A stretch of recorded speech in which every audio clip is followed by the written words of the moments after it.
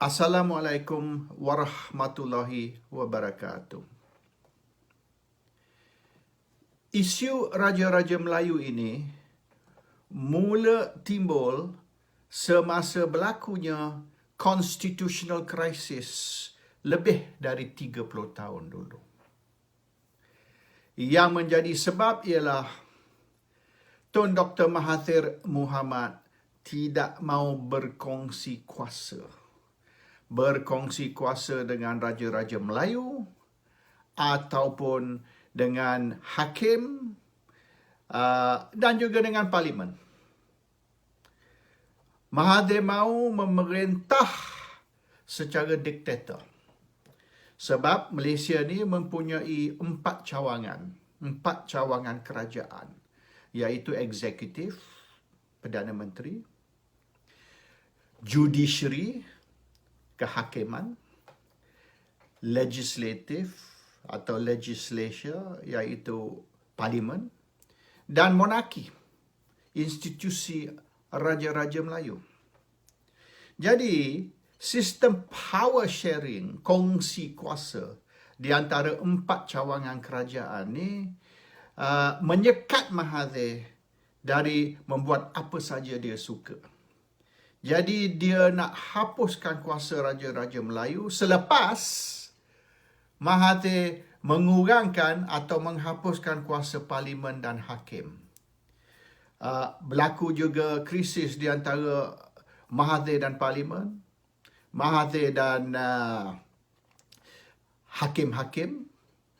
Dan yang akhir sekali, Mahathir nak hapuskan kuasa raja-raja supaya beliau boleh memerintah secara diktator tanpa kongsi kuasa dengan hakim, parlimen ataupun Raja-Raja Melayu. Ini yang sebenarnya punca atau sebab tercetusnya constitutional crisis.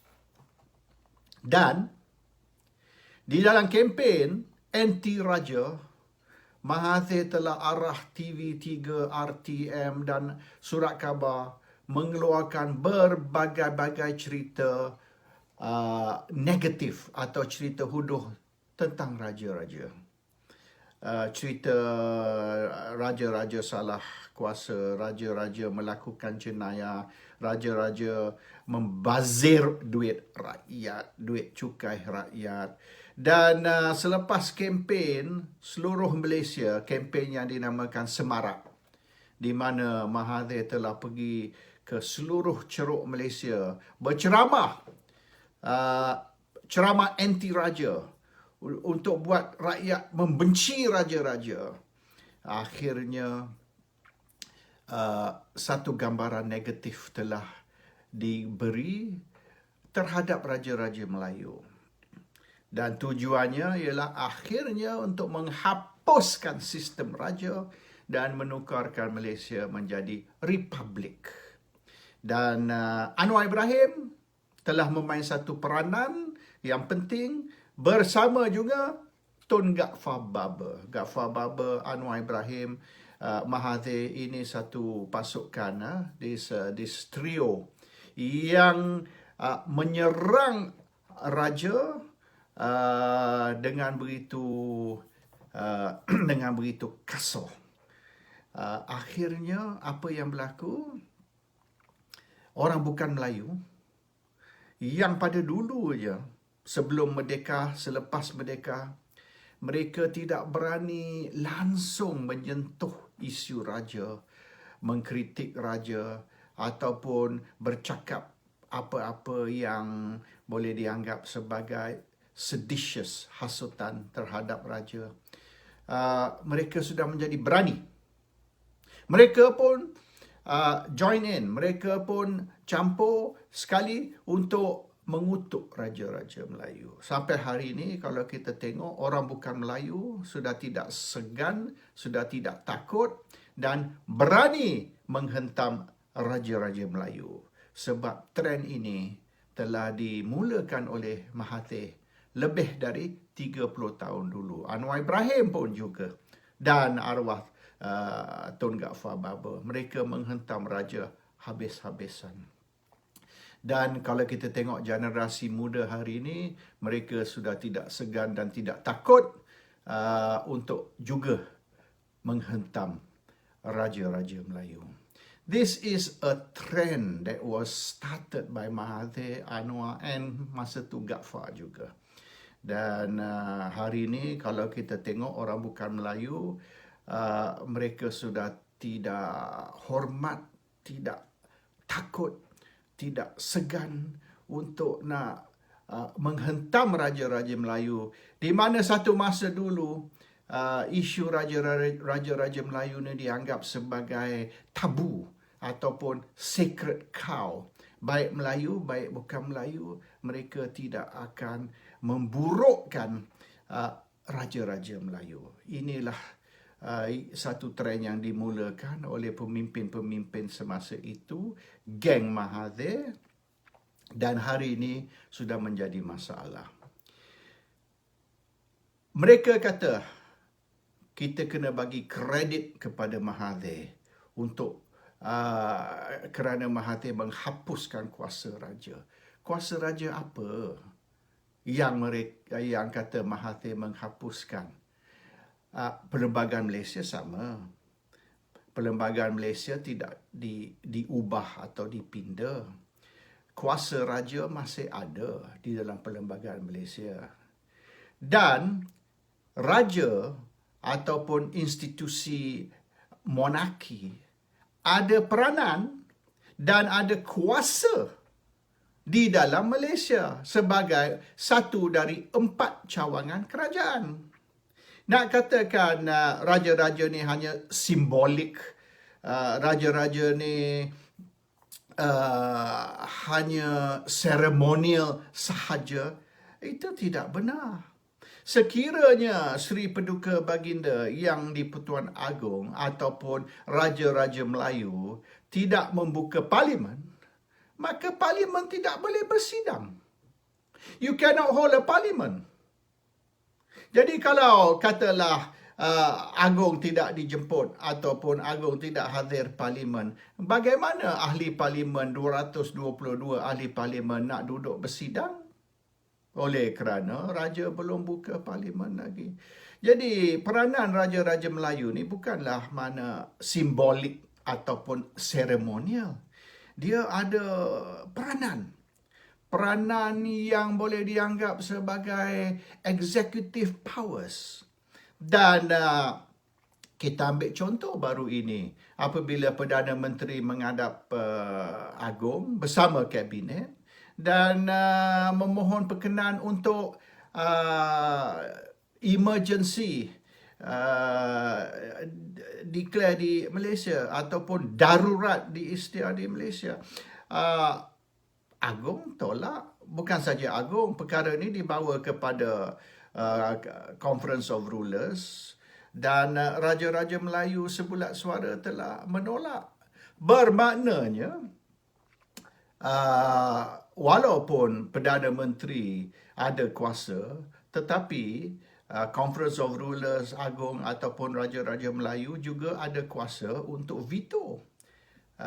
Dan apabila mereka menolak permohonan untuk nak declare emergency ataupun isytiar darurat, maka darurat tidak boleh diisytiar. That means they have the power. Dan mengatakan yang raja-raja Melayu ni mesti ikut cakap Perdana Menteri, tidak boleh tidak terima nasihat Perdana Menteri, tidak benar. Misalan sekiranya Perdana Menteri nak letak jawatan sebelum 5 tahun, sebelum akhirnya 5 tahun semenjak Parlimen bermula, dan Perdana Menteri minta supaya Parlimen dibubar, supaya pilihan raya baru boleh diadakan. Raja juga ada kuasa menolak. Bermaknanya sekira katalah Tan Sri Muhyiddin ingin bubar Parlimen, atas Raja ataupun Agong untuk menentukan adakah Parlimen akan dibubar ataupun tidak. So, the institution of the monarchy, institusi raja ada kuasa. Dan kalau kita tengok kebelakangan ini, beberapa minggu kebelakangan ini, berbagai-bagai analisa, berbagai-bagai pandangan telah diberi oleh lawyer lah, penulis yang bukan lawyer pun juga memberi pandangan bahawasanya yang sebenar raja tidak ada kuasa. Yang sebenarnya raja mesti ikut cakap Perdana Menteri. Ini tidak benar. Dan kita jangan lupa, Agong ialah Supreme Commander of the Armed Forces. Dan 9 raja-raja Melayu, tiap-tiap negeri, is the commander of tiap-tiap cawangan militeri. Misalan Askar Melayu. Askar Melayu ada komander dia. Kalau tak salah saya, Sultan Johor. Dan juga Air Force, Navy. Kalau tak salah saya, Navy ni Selangor. Jadi tiap-tiap raja mengetuahi satu cawangan militeri. Dan Agong ialah Supreme Commander keseluruhannya.